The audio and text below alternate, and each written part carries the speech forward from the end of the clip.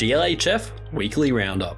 First up, yet again, Ubisoft has delayed Skull and Bones to somewhere between mid-2023 and 2024, which while I'm all for games being delayed to iron out any bugs, something about this just doesn't sit right with me when it comes to Skull and Bones. Ubisoft is quoted as saying, "This will bring a more polished and balanced experience, and players will positively be surprised by its evolution." Though with Ubisoft's recent track record, I wouldn't hold my breath on it. To add to this, the company's poor performance during 2022 has led them to cancelling 3 unannounced games. They chalk up this performance to the general attitude shift in the industry and the underperformance of Mario & Rabbids and Just Dance 2023, which while I do agree the industry has shifted in terms of having a more disdain over the generic 80+ open world adventure, their poor performance is more of an indicator of their marketing, because honestly, I had no idea that either of these games came out last year. And while I'm not their target demographic, this does point to a marketing issue. And to add to it, their games lately just feel bland, like Far Cry 6. While this game is fun, you could easily mistake it for the previous 5 entries, as there is nothing special about it.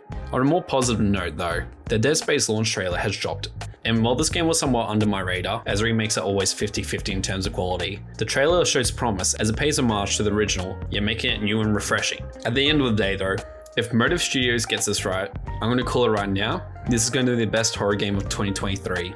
The Dead Space remake will be dropping the 27th of January.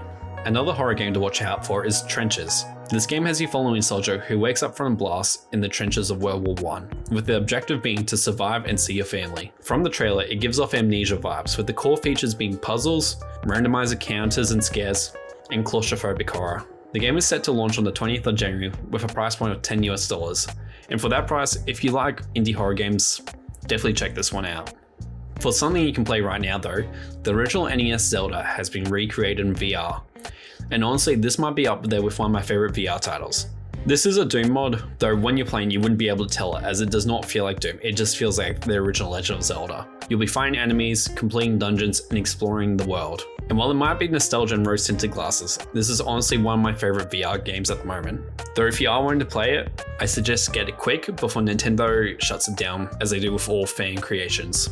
To conclude the show, a TV series set within the D&D universe is reportedly in the works. The show will be a Paramount Plus series consisting of 8 episodes. This will be the second D&D content that Paramount is working on, with the first being a film called Dungeons & Dragons: Honor Among Thieves, set to launch March 31st of this year. Well, personally I do love D&D and its universe, as it's very unique. As usual when it comes to movie adaptations, I'm not holding high hopes for this one. Paramount Plus has been mediocre with their content lately. And I feel like when it comes to a D&D series, you have to try and get all that personality and character from the series into the show. And it can't afford just to be a generic fantasy adventure series. And that's all for GLHF Weekly Roundup.